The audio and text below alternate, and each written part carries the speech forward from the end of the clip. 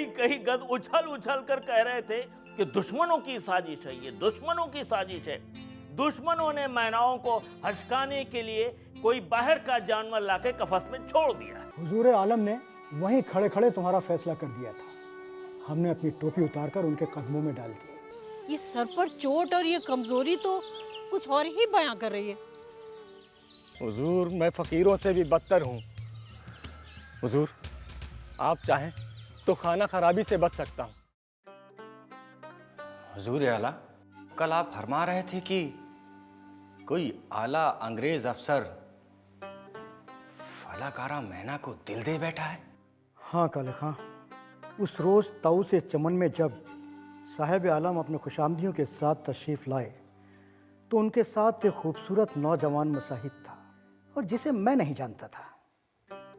वो मसाहिब कुछ ज़्यादा ही अकड़ रहा था। मुझसे कहने लगा, आप ताऊ से चमन के दरोगा होकर फलाकारा को नहीं पहचानते? ये तो हद ही हो गई। ये भी कोई बात है? बात करने की तहजीब है भला? अब मैं ठहरा पठान का बच्चा, मेरा खून खोल गया। मैंने सबके सामने कह दिया, साहबजादे जरा अपना जौबन संभाल के रखिए। जब तक पूरी दाढ़ी मुझे ना निकल आए, मेरे सामने अपना आगा पीछा देखकर आइएगा। हुजूर, आपकी जबान अल्लाह की पनाह। वो क्या बोले? बोलता क्या खा, बल खाकर रह गया। ये तो बड़ी बुरी वारदात हुई हुजूर। काले खां, तुम्हें अभी वारदात का पता ही कहाँ है।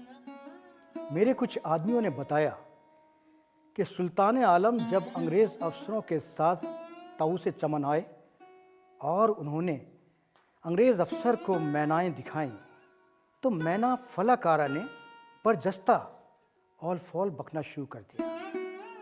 मैना का ऑल फॉल बकना अंग्रेज अफसर के दिल को छू गया। उसने किसी वक्त साहिब आलम से कह दिया कि मुझे ये मैना चाहिए। साहिब आलम ने भी फौरन रजामंदी दे दी और इजादी कफस की तर्ज का छोटा पिंजरा भी बनवा दिया। लेकिन जब सुल्तान आलम को इस बात का इल्म हुआ तो उन्होंने नाराज़गी जाहिर की, जबकि साहिब आलम और उनके खुशामदी साथी अंग्रेज अफसर को नाराज करना नहीं चाहते थे। यानी बाप की ख्वाहिश पर बेटा मुनकिर हो गया। यही तो मैं भी कह रहा हूँ।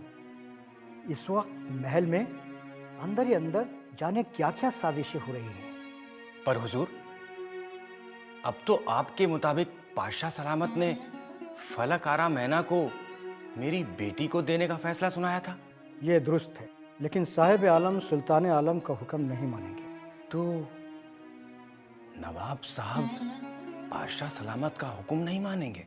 नहीं, साहिब आलम का हुक्म बादशाह सलामत पर तो क्या चल पाएगा।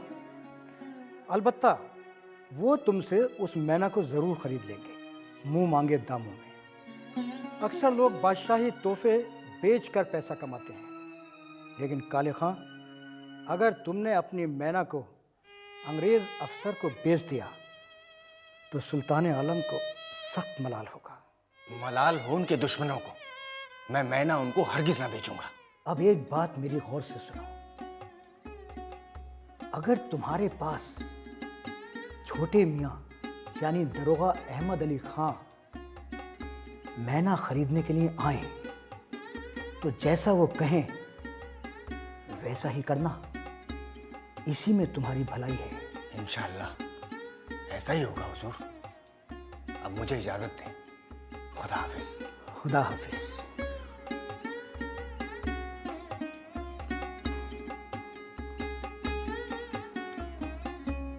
काले खां,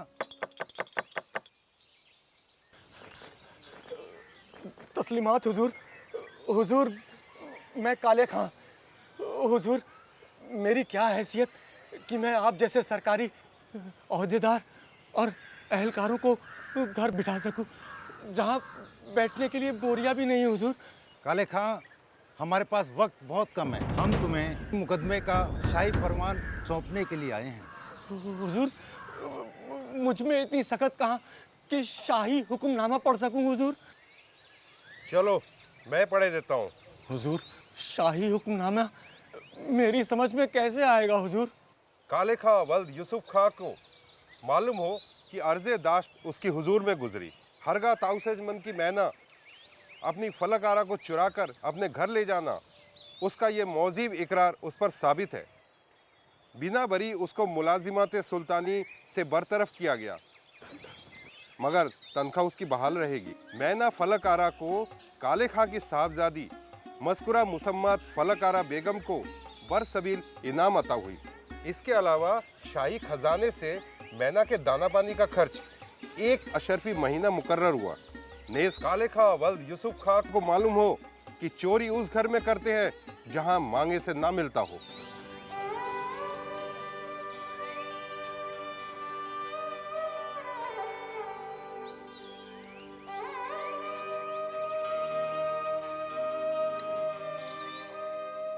अच्छा काले खां, तुमको मुबारक हो। अच्छा बंदे अली खां, हमारा काम तो खत्म हुआ, अब हम चलते हैं।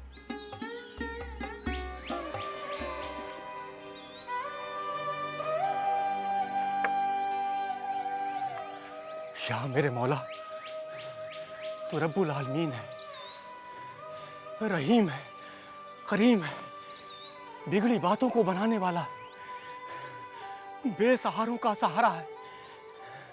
यकायक ये क्या कर दिया? तेरी हर बात निराली। तूने गुदड़ी में लाल दे दिए। मौला, जिसने कभी चांदी का एक सिक्का भी ना देखा हो, उसको तूने सोने की 12 अशर्फी अता कर दी।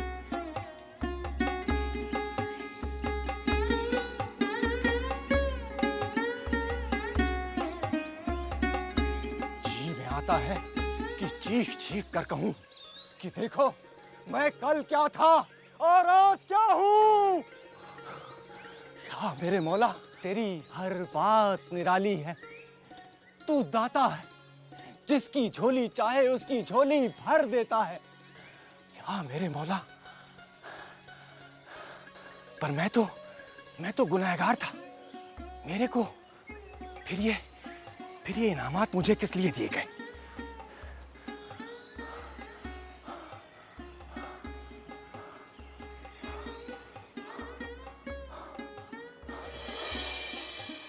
या मेरे मौला, सोने का पिंजरा, पूरे का पूरा सोने का, इसकी मलकियत क्या होगी?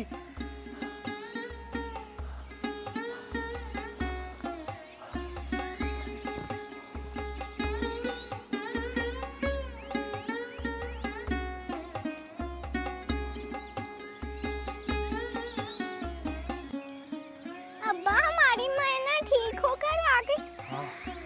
हाँ मेरे बच्चे, बिल्कुल ठीक होकर आ गई। फलकारा शहजादी है, दूध जलेबी खाती है, काले खां की गोरी गोरी बेटी है।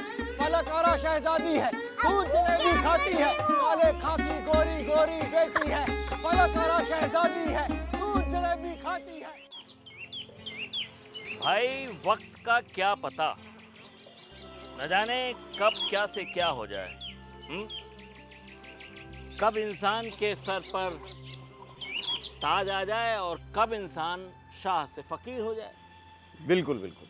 इसी को कहते हैं वक्त के इसी जिए की कद्र करनी चाहिए और वक्त से डरना भी चाहिए।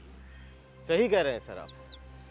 मैं तो ये सोचकर हैरान हो रहा हूँ कि जब शाही चौबदार, दरोगा और अहलकारों ने शाही फरमान पढ़कर सुनाया होगा कि शाही परिंदे की देखभाल, वो भी सोने के पिंजरे में, और 1 अशरफी माहाना आमदनी के तौर पर उन्हें दी जाएगी, तब आपके नाना पर क्या बीती होगी सर?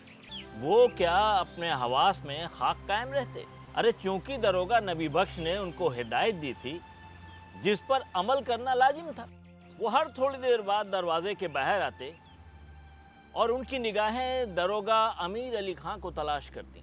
दरोगा अमीर अली खां उनको नजर नहीं आते तो वो वापस अपने आंगन में चले जाते और अपने आंगन में बेचैन होकर के वो इधर से उधर, उधर से इधर टहलते रहते। तो क्या अमीर अली खां आए या टाल गए? आए, देर शाम दरवाजे पर दस्तक हुई। हमारे नाना काले खां ने लपक कर दरवाजा खोला।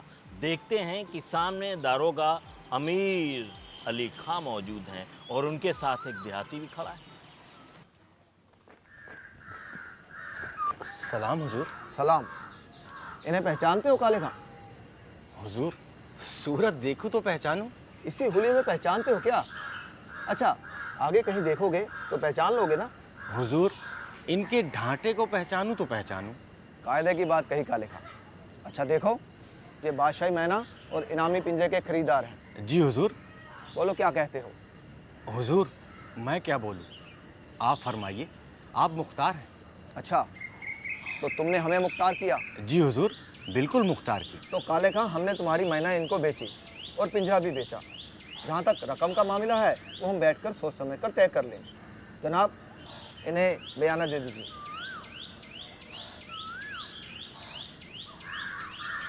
काले खां वली यूसुफ खां, कलाम पाक की कसम खाओ कि मैना कितने की बेची किसी को नहीं बताओगे। जी। पिंजरे कितने का बेचा अलबत्ता बता दो। मैना के पैसे अगर कोई पूछे तो कह देना हम पर कसम पड़ी है। अच्छा काले खां, अपनी बिटिया को बहलाकर मैना और पिंजरा दोनों ले आओ। जी हुजूर।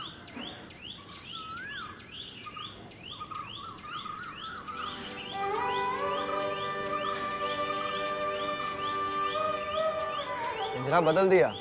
अच्छा किया काले खां। पिंजरा पाया, मैना पाई, अब आप यहाँ से सिधारिए। हुजूर, मैना के बगैर मेरी बच्ची फलाकारा। गम खाओ काले खां, गम खाओ। अच्छा, अब हम चलते हैं। खुदा हाफिज।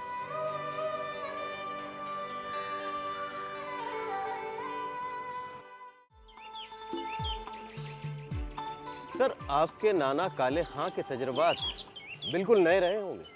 भाई कुछ न पूछिए। अभी दरोगा अमीर अली खां उनके घर से निकलकर कुछ दूर पहुंचे ही होंगे कि दरोगा नबी बख्श ने ईशा की अजान से ज़रा पहले दस्तक की। हमारे नाना ने दरवाज़ा खोला तो देखा दरोगा नबी बख्श। दरोगा नबी बख्श ने कहा, सब इंतज़ाम हो गया है, यहाँ से फ़ौरन चले चलो बेटा, साथ मैना भी ले लो। हाँ, इन दोनों के अलावा कोई और तो नहीं है। तो हमारे नाना ने कहा, जुमेराती की अम्मा भी है। तो दरोगा नबी बख्श ने कहा कि फ़ौरन नुक्कड़ पर जो डोली खड़ी है उसमें तुम तीनों जाकर बैठ जाओ। हमारे नाना ने दरोगा नबी बख्श की तरफ देखा और कहा, और घर का ये सामान व असबाब? तो दरोगा ने कहा, तुम तो अभी वापस आ रहे हो भाई। तो डोली में दरोगा नबी बख्श ने उनको बिठा दिया। हमारे नाना फलकारा मैना और जुमेराती की अम्मा किसी अनजान जगह के लिए रवाना कर दिए गए। यानी उनको इल्म नहीं था कि उन्हें कहाँ ले जाया जा रहा है? सब कुछ बेहद पुरस्कार था। जब डोला वीराने से होकर घनी सरकंडियों की झाड़ियों से होता हुआ जब हुसैनाबाद के आगे सतकंडे के पीछे एक मकान के सामने पहुंचा तो जुमेराती की अम्मा ने उसको आंखें फाड़ फाड़ कर देखा और कहा, वाह क्या शानदार मकान है। तो क्या वो उस शानदार मकान को देखते ही रह गए? जी हाँ, उन्होंने ऐसा शानदार मकान पहले कभी देखा ही नहीं था। दरोगा नबी बख्श दरवाजे पर आए और उन्होंने हमारे नाना को आवाज दी।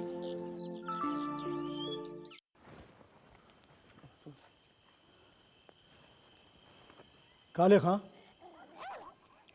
तुम्हारा शाही पिंजरा बिक गया। उसकी पूरी रकम छोटे मियाँ की तहवील में है। ऊपर के खर्चे के वास्ते तुम्हें 100 सिक्के चांदी के दिए जा रहे हैं। लो, गिन लो। गिनती कर लूं? कैसी बात कर रहे हैं सरकार? अगर तुम कहो तो शाही पिंजरे की पूरी रकम अभी दिलवा दूं। क्या फरमा रहे हैं सरकार? मैं तो इन्हीं 100 चांदी के सिक्कों को लेकर मेरा दम निकल रहा है।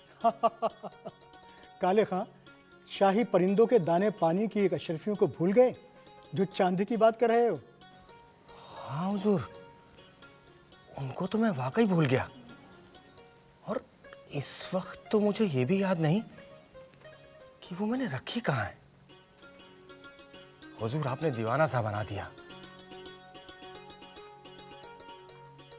हाँ, याद आया हुजूर, मैंने अशरफियों की थैली पिंजरे के गिलाफ में लपेटकर जुमेराती अम्मा की पान की टोकरी में रख दी थी।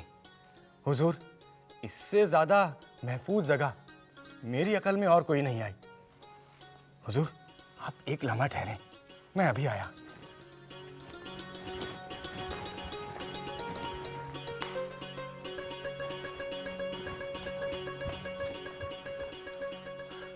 हुजूर, मैं इन अशरफियों को कहाँ संभालता फिरूंगा।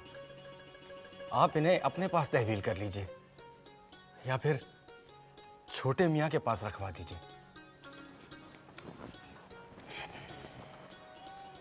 काले खां, तुम भी गजब के आदमी हो। दूसरों पर इस कदर एतबार ना किया करो। गजब तो आप कर रहे हैं सरकार। मेरे लिए आप दूसरे कब से हो गए? शाबाश काले खां। अच्छा काले खां, तुम लोगों के लिए खाना आता ही होगा। खाना खाकर तुम अपने मकान पर जाकर ही रात गुजारना। दिन का अख्तियार तुम्हें है। और हाँ, एक बात गौर से सुनो, अगर हुजूर आलम का कोई आदमी तुम्हारे पास आए तो पूरी हिम्मत के साथ उससे बात करना। और हाँ, छोटे मियाँ का नाम तुम्हारी ज़बान पर ना आने पाए। यूँ समझो कि छोटे मियाँ से तुम्हारी मुलाकात हुई ही नहीं। अच्छा, मैं चलता हूँ।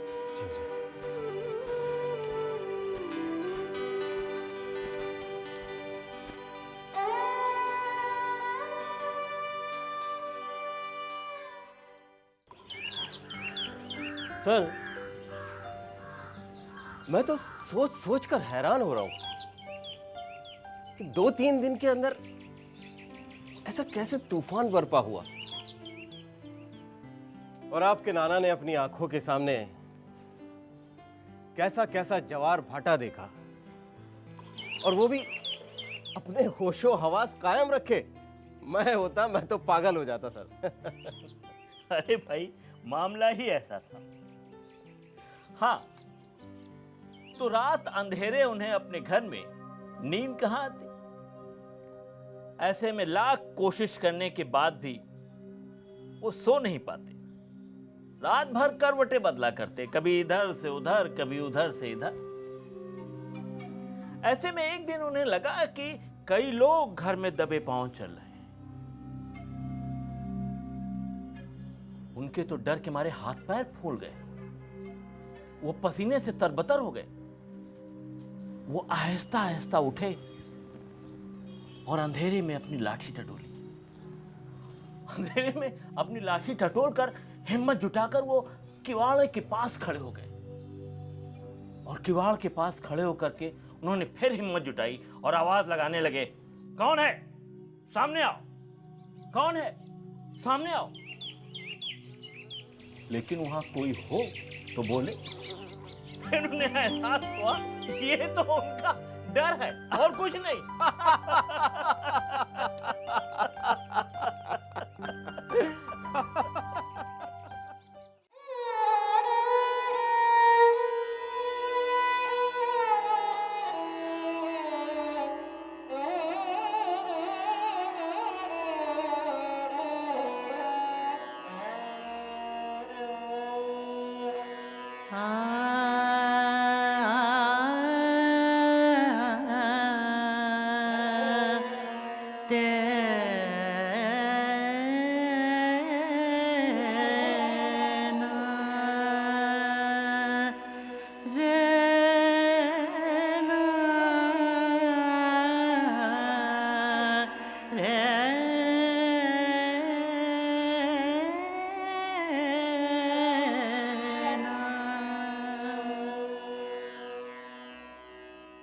इलाही कोई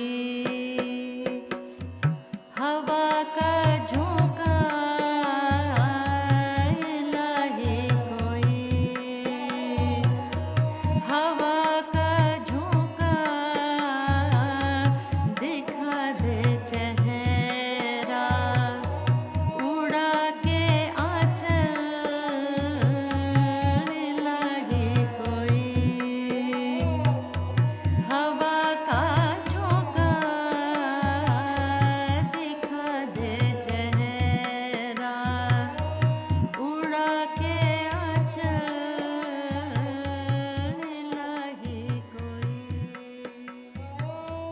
साहिब आलम, आज शाम को मुझे रेजिडेंट बहादुर ने फिर अपनी छावनी में बुलाया। पहले तो उसने फलक आरा मैना की खबर पूछी और बाद में मुंह खोल के बोला कि उस चिड़िया पर हमारा दिल आ गया है। क्या कहें, उस बदबख्त काले खां का मुकद्दमा हमारी अदालत में था, फैसला हमें ही करना था। हमने उसकी दरख्वास्त को कई बार पढ़वा कर सुना और गौर खोज के बाद इस नतीजे पर पहुंचे, कई ऐसे निकात भी तैयार कर लिए कि उसको सारी जिंदगी के लिए कैद में डाल देते और जुर्माना करते सो अलग। लेकिन लेकिन ये बात सुल्तान आलम तक पहुंची कैसे? अरे भाई, वो सुल्तान आलम है इसलिए पहुंच गई। लेकिन आपने सुल्तान आलम से ये क्यों नहीं कहा कि अब्बा हुजूर, ये मुकद्दमा तो मेरे जिम्मे है? अरे मदारुद्दौला, सुल्तान आलम हमारे वालिद जरूर हैं, लेकिन उनके मुंह से निकला हुआ कोई भी लफ्ज शाही फरमान होता है।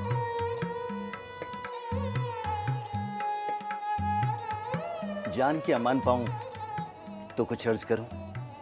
हाँ हाँ कहो, खामोश क्यों हो गए? साहिब आलम, हम आपको सुल्तान आलम देखने के लिए बेताब और बेचैन हैं। हाँ, ऐसी भी क्या बेचैनी है मदारुद्दौला, वो वक्त भी जल्दी ही आएगा। रेजिडेंट बहादुर हमारे ऊपर इतने मेहरबान हैं। जी हाँ, बस आप उनकी खुशी का ख्याल रखें। वो तो आपके लिए बेहतरीन मंसूबे बनाए बैठे हैं। क्या वाकई? जी वाकई। तुम भी मदारुद्दौला गजब के इंसान हो। अंदरूने खाना खबरों के खजांची हो तुम। जरा नवाजी है आपके जी, वरना तो बंदा आपकी जूतियों की खाक है।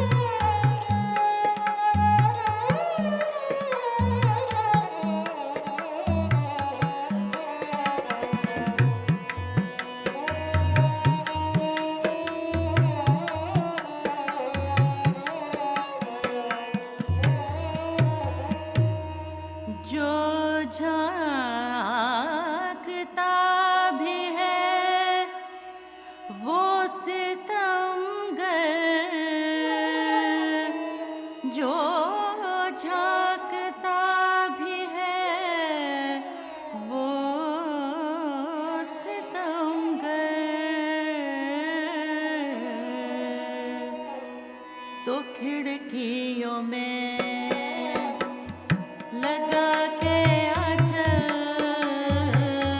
तो खिड़कियों में लगा के आंचल, इलाही कोई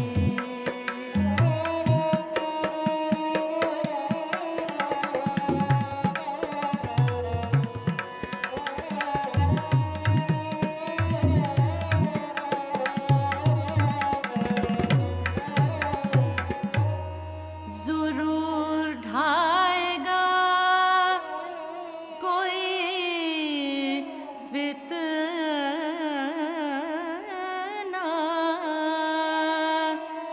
जरूर ढाएगा कोई फितना, जरूर महशर बका करेगा। ये तेरा अटखेलियों से चलना, ये तेरा अटखेलियों से चलना,